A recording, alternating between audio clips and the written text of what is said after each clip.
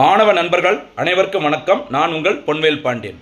இந்த பதிவில் நம்ம பார்க்க போகிறது ஐநாவின் பாதுகாப்பு சபை, யுனைடெட் நேஷன் செக்யூரிட்டி கவுன்சில் அப்படி சொல்லுவாங்க, ஷார்ட்டா யுஎன்எஸ்சி அப்படின்னு போட்டிருப்பாங்க. ஈரான், இஸ்ரேல், அமெரிக்கா அந்த பிரச்சனைலாம் போயிட்டு இருக்கும்போது இந்த யுஎன்எஸ்சி அமைப்பு அடிக்கடி செய்தியில் வருது, கொஞ்சம் பார்த்துக்கோங்க சரிங்களா. இந்த யுஎன்எஸ்சியில் மொத்தம் 15 நாடுகள் மெம்பராக இருக்கிறாங்க.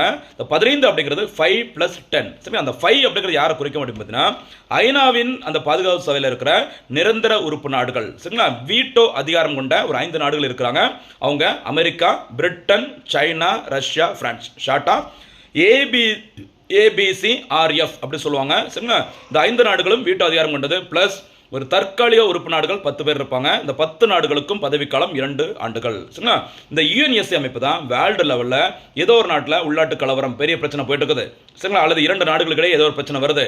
அந்த மாதிரி பிரச்சனை வரும்போது அங்கே அமைதியை நிலைநாட்டுவதற்கு போராடுவாங்க சரிங்களா. ஒரு நாட்டில் பெரிய லெவலில் பிரச்சனை போகும்போது அந்த நாட்டின் இராணுவத்தை சரியாக பயன்படுத்தி கலவரத்தை கண்ட்ரோல் பண்ண முடியல அப்படின்னா இந்த ஐநாவின் அந்த அமைதியை காக்கும் அந்த படை சரி, யுனைடெட் நேஷன் இந்த பீஸ் கீப்பிங் ஃபோர்ஸ் அனுப்பி அங்கே அமைதியை நிலைநாட்டுவதற்கு முயற்சி பண்ணுவாங்க. அத்தகைய அமைப்பு தான் இந்த யுஎன்எஸ்சி அமைப்பு. டெய்லி நியூஸில் வருது, பார்த்துக்கோங்க சரிங்களா. இன்றைய பதிவுக்கான கேள்வி, ஐநா பாதுகாப்பு சபையில் உள்ள மொத்த உறுப்பு நாடுகளின் எண்ணிக்கை எத்தனை? அதில் உள்ள நிரந்தர உறுப்பு நாடுகள் யார் யாரெல்லாம் அப்படிங்கிறத கரெக்டாக கமெண்ட்ல சொல்லுங்கள் சரிங்களா. நன்றி.